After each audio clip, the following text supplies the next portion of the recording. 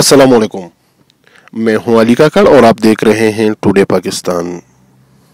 Corona का फैलाव, क्वेटा में मुकम्मल लॉकडाउन और कर्फ्यू की नफाज की सिफारिश। तबी माहिरीन ने क्वेटा में मुकम्मल लॉकडाउन और कर्फ्यू की नफाज की सिफारिश कर दी। बताया जाता है कि मुकम्मल लॉकडाउन और कर्फ्यू की सिफारिश तबी माहिरीन और इंतजामी अफसरान के इजलास में की गई। इजलास जुमेरात की सहफेर सेक्रेटरी सेहत की ज़ेर सदारत मुनाकिद हुआ, जिसमें सरकारी और निजी अस्पतालों में ओपीडीज खोलने के मुतालिक उमूर का जायजा भी लिया गया।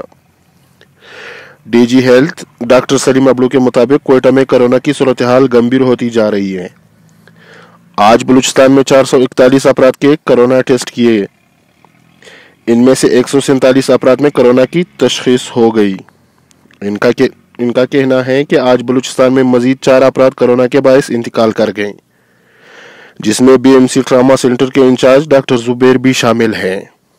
कोरोना के फैलाव के तनाजुर में मुकम्मल लॉकडाउन या कर्फ्यू के अलावा कोई हल नहीं।